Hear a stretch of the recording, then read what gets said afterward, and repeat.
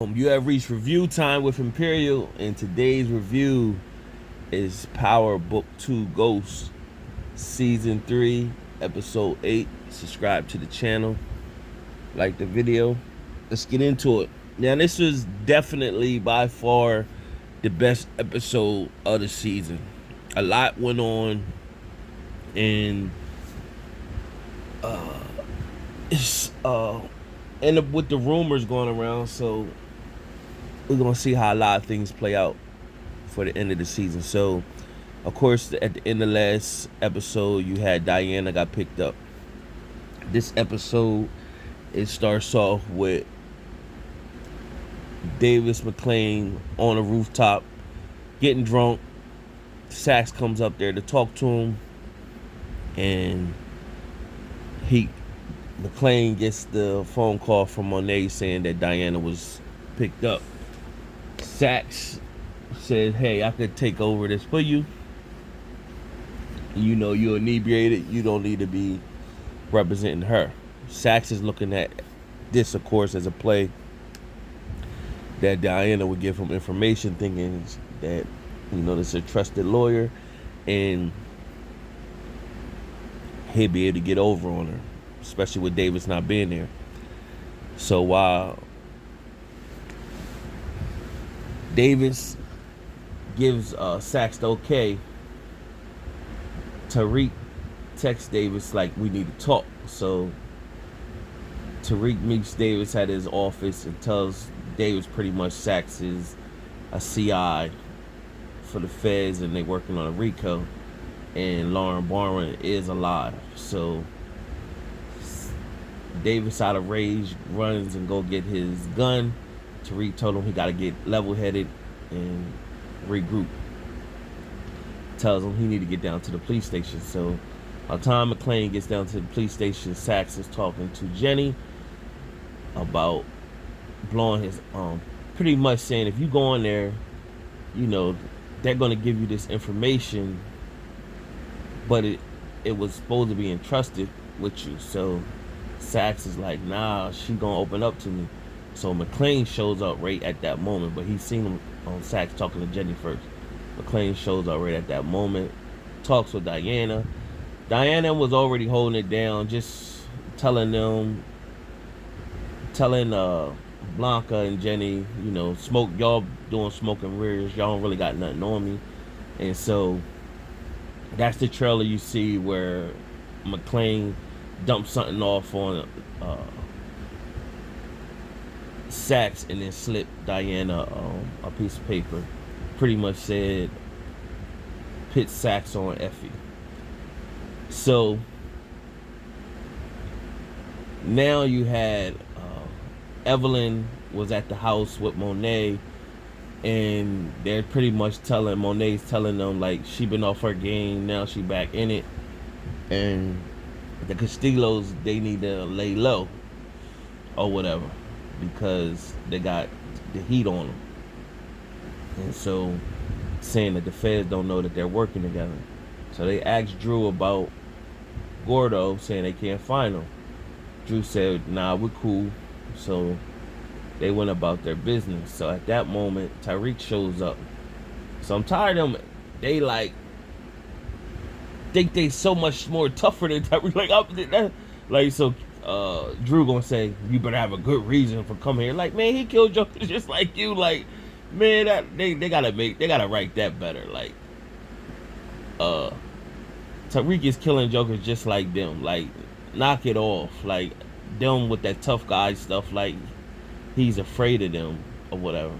Y'all watching the people that he's killing. He's killing just like y'all. And he, on record right now, he killed his father. So, like, they need to write that better. You know what I'm saying? But they write Tariq to be smarter than all them. But I'm just saying, like, that tough guy stuff, like, that's nonsense. So nevertheless, he comes in. That's when Tariq said, it's all of us, it's a RICO on him. So before that, Kane had said he was headed to Stanfield to see what's up. So of course he go knock on Effie, tell Effie that Diana was clipped, and basically was like, yo, that I ain't gonna let my little sister go down like this. And so Effie, she came on to Kane. Kane wasn't the aggressor. Effie was the aggressor, and Effie knocked it down. I mean, Kane knocked it down. Stayed there overnight, and um, you know, Kane is head over heels over Effie because she's like the perfect type of girl for him. But I said, if you've been watching my recaps, the last like this season, I said one of them is not gonna make it. It's no way that they're gonna allow that to just float off. So I think it's just like, okay, a match made in heaven.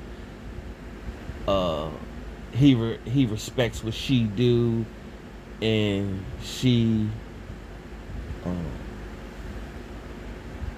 she's vulnerable right now, trying to get back at Tariq, and he looked out for her. So now she all googly eyed for him, and he hit over heels. Nah, that's gonna get broken up like fast too.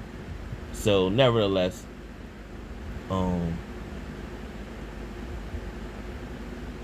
King comes back like, "What's up?"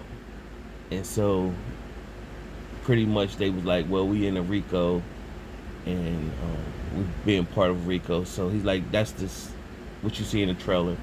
Y'all trying to set up Effie." So I left out the part that when Kane was there, Tariq showed up. So Kane like, let him see, nah, I don't care. Like I'm with the smoke or whatever. So nevertheless, Effie was like, "Nah, listen, I ain't for this right now. I don't want to deal with this," because she still loved Tariq. You know what I mean? Even though he did whatever he did with Diana, and she doing what she doing, kind of like to get back at him.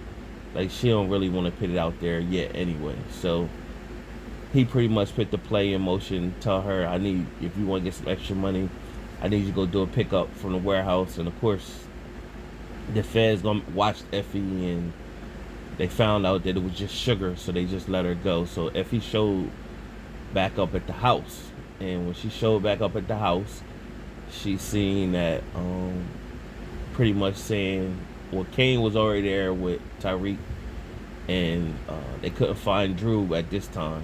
So Kane was already there and said, "Okay, you giving us a master class for Rico." So he can't really stay in Tariq in a sense or whatever. So Effie showed up and pretty much said, "I did the same thing to all of y'all, but I understand. No hard feelings." And so then she was like, "All right, well, I gotta get out of here." And so when she said to Kane, "You coming?" But she said it, "You coming," like that's my boo type. So Tariq was like, "You know about this?" And then of course Monet gonna say, "Man, I'm not worried about who's sleeping with who or whatever. My business is about other stuff." So then other parts was happening in the episode. You had Tate had his debate night at Stanfield, going against his candidate, his the professor who he's into that makes the perfect wife for him. She's questioning his ethics and telling him he don't need to be dealing with Lucas Weston and them. And he pretty much like, well, they feeding my campaign. And so Tate gonna be Tate. He's not willing to change for her, but she wants him to change. So that was pretty much their back and forth throughout the whole episode. So then you had Kiki went and seen Braden, making sure that he ain't going 0 dark 30 and tell everybody about the Ponzi scheme, and told him he needs to calm down his investor, because Monet been calling all morning. She even went and seen Lucas on a golf course, or I mean a country club, and to introduce herself, and pretty much said, when I call you, I expect you to answer. If I got questions, I expect you to answer as well. And she left. So now Braden told Tariq about the Ponzi scheme. Tariq ended up telling RSJ about the Ponzi scheme. So RSJ sat down with Tariq and Braden and approached Lucas. Lucas tried to talk slick, but RSJ pretty much said, "I'm set up some payment plans for you to pay me off or whatever. So, and then based upon the way your new incoming clients come in, you'll be paying me off to get me out the way. And so, because Lucas told him pretty much, I don't got the money to just pay you back like that. Because the way how that Ponzi scheme is working is, when new investments come in, they pay off the older investments, and they keep recycling. So they never really have the actual money at the time if you put it directly in there and then want it back out. So you had that, and of course it's gonna be more to it because when Lucas, he made reference about his connection with the feds or whatever. So it's gonna be more to it. It ain't gonna just end like that. So that may be how Braden gets his first kill. So you have Theo not taking. Well, he told Saxe and Davis that treatments is going great. He just want to thank them both. And so by this time, Davis know Saxe is not. He's a CI, so he cut him off and said, "Man, can I have a talk with my brother right now?" And so Saxe is looking at him weird. So Saxe left, and then Davis pretty much told him, "Hey, I just found out that Saxe is a CI, and I'm gonna handle it or whatever." And so Theo was like, "Don't get yourself caught up, because it'd be some shady stuff on how I got out or whatever." So Davis pretty much saying, "I'll handle it." So that was pretty much the bulk of the episode. And then the last couple scenes, so you had Everett came out in the NBA as being an active gay man or whatever, and he had a boyfriend, and so he wasn't willing to go on public with Drew. So Drew took offense and he was upset, and Drew seen Everett in town and went to a bar where he knew Everett was going to be. He was just drinking, and then he seen Everett, and Everett seen him and approached him, and then Drew just kind of like vented on him that he ain't have nobody, and vented that the person he had is now gone. Now somebody was recording this the whole time and posted on social media and pretty much said, "Who mans is this?" So that was cool how they brought how social media is in real life onto the show. That was cool. So, but at this time, one of the Castillo brothers showed that to Evelyn, the mom, and was like, "I thought he told us that everything was good between him and Gordo. So it looks like we're gonna have to have another talk with Drew." So this is going to trigger the war between the Castillos and the Tejadas. So I see that coming. The war going to start up with that. Then from there you had Saxe. Him and Jenny had it out pretty much, going back and forth with each other, and he pretty much told Jenny "F you." She said "F you" is back, and because that information he got from Diana messed the case up in a sense. So she told Cooper, "Be cool." So when Cooper was on his way out, he was on the phone leaving a message to Tariq pretty much saying, "Call off your dogs.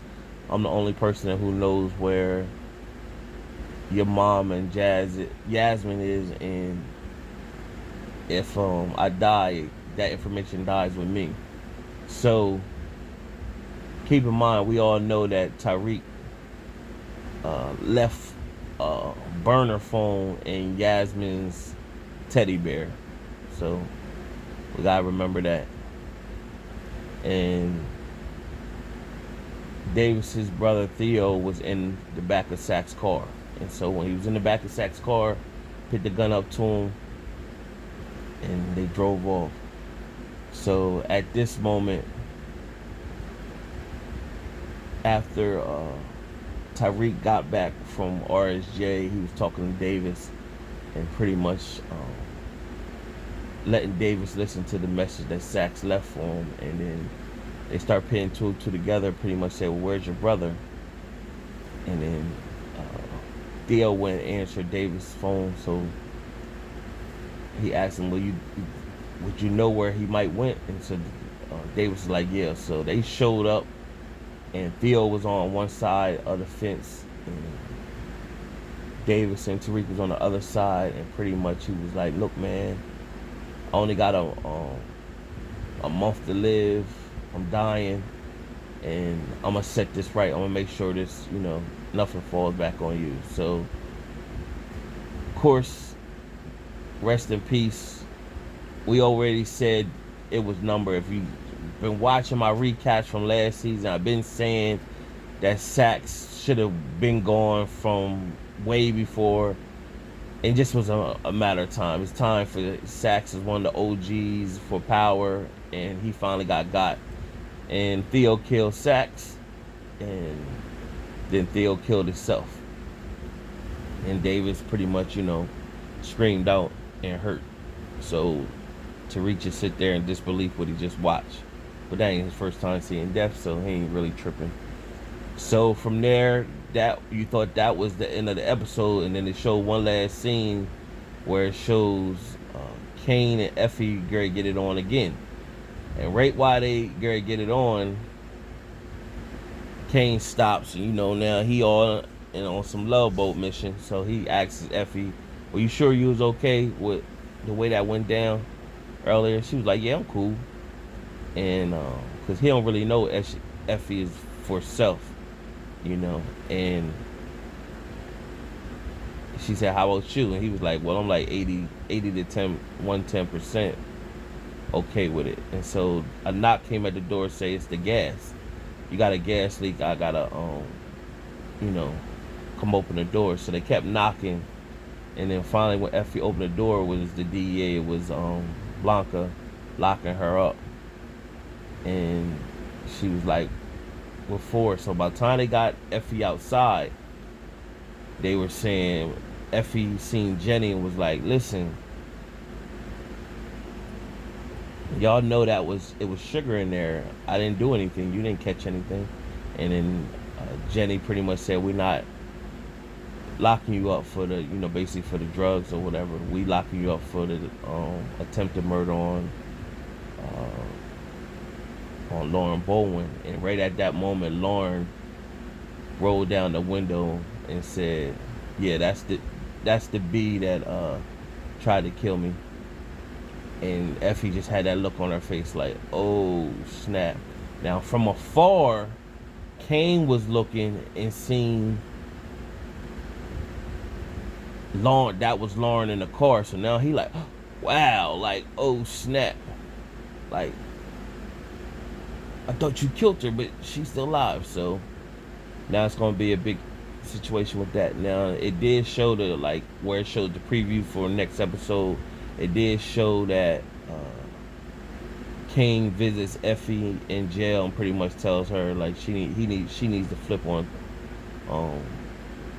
He head over heels that she needs to flip on Tariq. Now there's rumors circulating that Kane will get killed before this season. He's supposed to get killed by the end of the season. I think when that war pop off, he's gonna be a casualty of war or whatever. So we'll see. We'll see how that work out. Subscribe to the channel, like the video. Till next time.